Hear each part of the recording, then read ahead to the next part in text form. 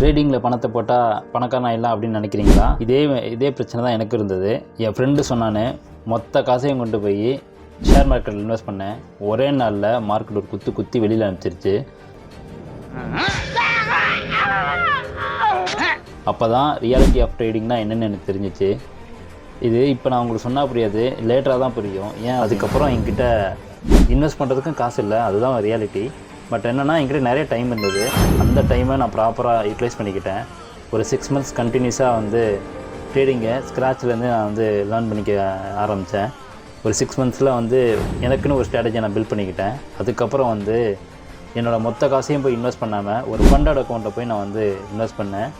Funded account தெரியல அப்படின்னா உங்களுக்கு நீங்கள் டிஎம்மில் கேளுங்க, நான் என்னென்ன டீட்டெயில் ஷேர் பண்ணுறேன். ஸோ ஒரே டைமில் 2 ஃபண்டட் அக்கௌண்ட்டையும் நான் வந்து கிளியர் பண்ணேன். எல்லாராலையும் அதுமாரி பண்ண முடியும்னா அதுக்கு அப்படி கிடையாது.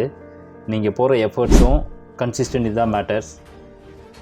ட்ரேடிங்கை பற்றி நான் பிகினர்லேருந்து கற்றுக்கணும்னு நினைக்கிறேன், பட் என்கிட்ட மெட்டீரியல்ஸ் இல்லைன்னு ஃபீல் பண்ணிங்கன்னா என்கிட்ட இருக்க மெட்டீரியல்ஸை நானே கொடுக்குறேன். கமெண்ட் செக்ஷனில் பிடிஎஃப்னு நீங்கள் சென்ட் பண்ணுங்கள், நான் உங்களுக்கு டிஎம் பண்ணுறேன். ட்ரேடிங்கை பற்றி தெரிஞ்சுக்கணும்னு நினச்சிங்கன்னா மறக்காமல் நம்ம பேஜை ஃபாலோ பண்ணிக்கோங்க. உங்கள் ஃப்ரெண்டுக்கு யூஸ்ஃபுல்லாக இருக்குன்னு நினச்சிங்கன்னா அவங்களுக்கு இந்த வீடியோவை ஃபார்வர்ட் பண்ணுங்கள். தேங்க்ஸ் ஃபார் வாட்சிங்.